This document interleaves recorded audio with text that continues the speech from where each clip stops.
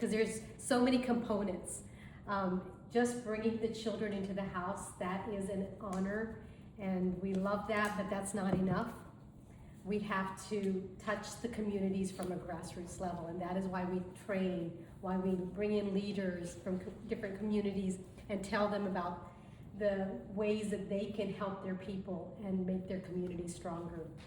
But before I go into that, I just want to say thank you, Katie, for letting me be here. I just feel so privileged. I mean, this is y'all's whole time, and this is such a serious topic, but y'all are letting it. Don't worry. If anyone has an issue with being on film, let me know. It's only 4 people, it's okay. It is definitely dinner with a purpose. Yes. Hopefully we can do more dinners like this. It Yes. can really help you. Yeah, but I already feel like a part of a sisterhood here. Aww, I love that. And you know, I'm not from Southeast Asia, but my heart is. I know that that is the place that has been highlighted to both me and my husband, and that we love, and that we want to be there always. And you know, I've worked in many countries, but I'll tell you the honor and the purity of the culture of the people that we work with in Cambodia, Indonesia, Vietnam is beyond anything. The children, you know, some of them are no longer little children. They have grown up and they have graduated high school. And now they're in college. And these are some girls that, if I'll tell you their stories. One of them was in a brothel. Her parents had sold her there, and my husband, along with someone else, went in and were able to take her out. And when we brought her out, she had a hole in her heart. And she's a sweetheart, and she would just sit and she would say, oh, I want to run around with other kids, but I can't. And then a Swiss doctor operated on her pro bono. Aww. And now she runs around like nobody's business. She's just so active, and she's studying IT and is doing great. One of the other girls, she had been sold as a servant in somebody's house. She was at that time 10 years old, and her family had sold her to be a scullery maid, and we brought her in. She is now in culinary school. She finished high school, now she's in culinary school, and she just got an offer to go to Dubai, y'all. Oh. Yes, to do an internship in Dubai, and that. so she should be there in April. She's a little mama, and when we asked her why culinary school, she said, because too many people in my country are hungry, and I want to feed them, and I want to feed them good food. So when she comes, we're gonna let her cook some food for us. The other one, I'm going to tell you her story, because that one, I repent every time I think about her, because I almost said no to her. So her mom was a sex slave. This child, at the age of 11, she was doing favors for all the guys in the neighborhood. And the mom asked, because another organization was helping the mom, and the mom came to us and said, can you bring our daughter in? And I said, no, you know, because there's one thing when you're being forced to do it, but when you're willfully giving yourself, I'm like, self-righteous me, you know, hard-hearted me. I said, she's going to spoil the other kids, and she's going to teach them to do all of that. Well, thankfully, our team sat down with her and asked her, why are you doing this?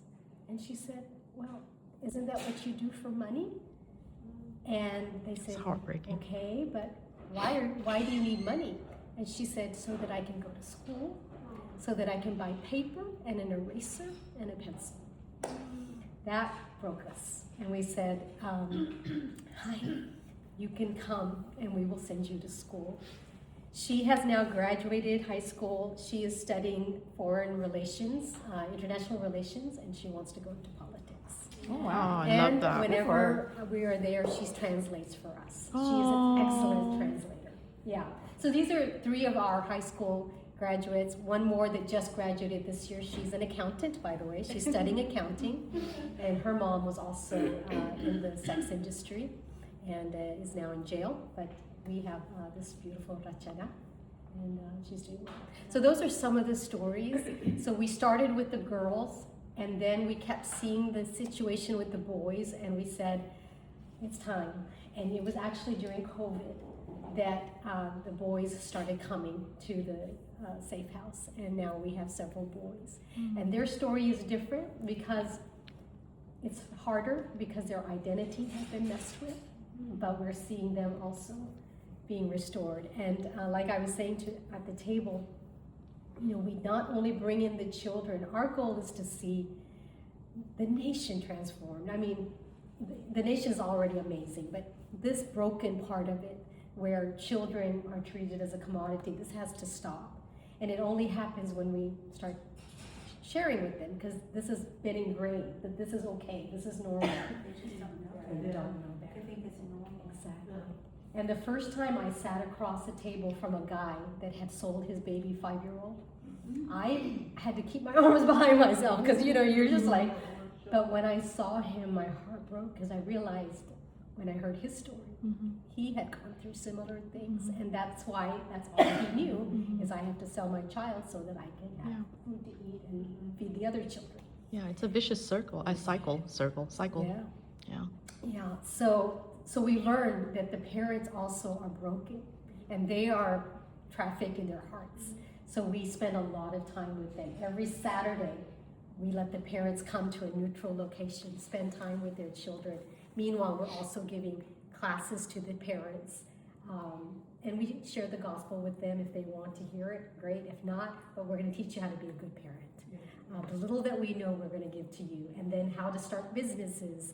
We've had, success stories from just giving them a bunch of fish. And then they put that in a pail, in a barrel. And then the next thing you know, they're just selling fish, and they've made a living. As easy as that. Like $50, y'all, to just give them some fish. Or a sewing machine, just amazing little things that make such a difference. So that's what we do in Cambodia. Indonesia, also we go there because of the predominant religion. We go to where the problem is, mostly in the brothel, prostitution villages. And we just sit on the floor with them. And we realized that the children were not able to go to school, so we brought school to them. So 3 to 4 times a week, we go and teach basic reading, writing, arithmetic. And then we sit with the moms and just love on them, hear their stories, give them whatever we can to uplift them, their communities. We also like to give children in the slum villages sponsorships. I'm talking about $10 a month, y'all, can keep a child in school. $10, a pizza back in the day. But I was going to say, I don't even think of pizza anymore. Yeah. Maybe a slice. Or maybe Starbucks. Maybe a Starbucks latte. Yeah, right. Yeah. So, but that, we do that for hundreds of children so they can stay in school, and that way they won't be trafficked. They're less likely to be trafficked. And then we continue to train the leaders so that they can go into these places that you and I may never get into and share the message of giving value to children, giving value to women, and stopping this monster together. Like y'all are breaking the cycle of poverty, the cycle of mental slavery, the cycle of having to sell your children because you don't know better, and it's perpetual. And I'm just so happy that Safe House is coming along, and not only just giving money, but y'all are giving your heart, you're giving them a skill set. So you might asking, how much does it cost to have your house running, and how much does it cost per child? You said $10. But come on, that's just to keep them in school, yes, like the slum children. Yes. So we send our children to private school. We want to give them the best education possible. We made the decision, what I would like to give my biological children is what we want to give our children there.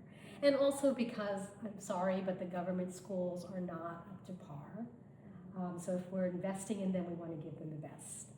So it comes out to about, with the education, the transportation, the home, the rental, electricity, all of that, and the caregivers, it comes out to about 150 to 200, depending on Per child.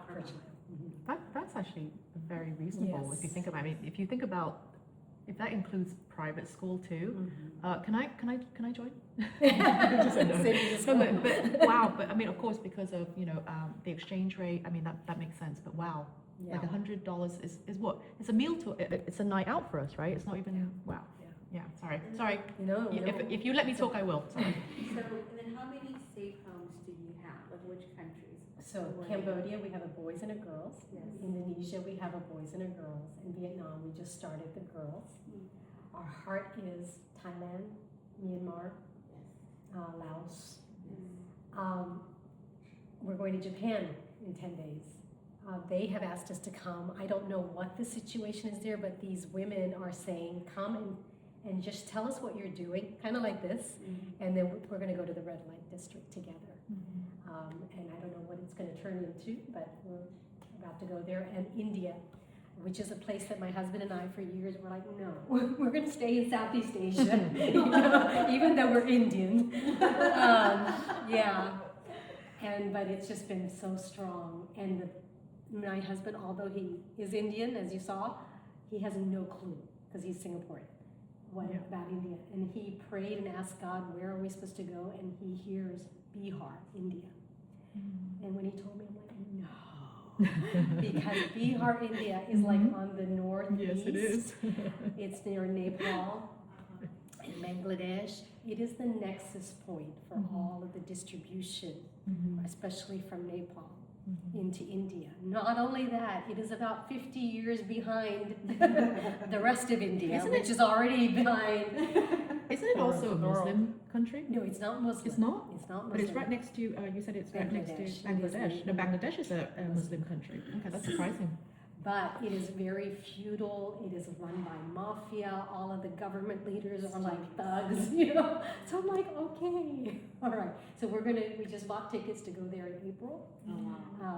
So those are just, it's like for us, it's like wherever there's a need, we're going to go. Again, we work with the locals.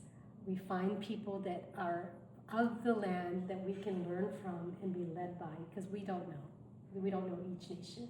So let's talk about Thailand. What's been, the hardest part of opening one up in Thailand and Laos? I know, but some of the ladies don't know. Could you explain? So in 2020, we bought tickets and we were going, and then the pandemic happened and we had to cancel. And then at that time, there was a person there, but they are no longer there. So it has been like waiting for the right people that can help us and open the doors and guide us. Where should we be? How to get the licensing, the registration. And that's where I know, that's what's been on my heart, is to really help y'all with the Thailand and recruiting everybody here. Yeah, And so with- exactly that we go to. So beside the financial supporting, what else that you may need, like from the local people? I'm a mom of 2 children too, right? So right now, so that's why we've tried to figure out whatever that we can help you, with, of course, like monthly supporting, we already there. What else that we can share the work with you? So can you share that? Yeah. So let's say we were going into Thailand right now. We need connections. We need governmental connections. We need to find, what's that? That's hard. And we need people to be caregivers, to be a coordinator, a social worker. So finding the team, putting that together. And because of the language barrier, we would need people that know the language and know the culture so that we can move in and establish. And like, what is a safe neighborhood? What are some good schools? All of those things, connecting with a good doctor or clinic. Those are all the necessary things before we bring the children. So do we have any like open schedule to see that where that you're going to head to? Like for example, I would not be able to like participate, and I love to go with you to Vietnam, for example. But I would, because of the kids here, so we try to figure out what how that we can participate with you, how that we can involve more. So if we have, your schedule, when, like you say, next week I'm going to be in Vietnam. You know, if I can just like helping with you for about a week or 10 days, I would love to join that. Oh, Or wow. you know, like there's some So kinds tell of us, short. Lisa, tell us, how can we make this into Yeah. a vacation with a purpose now?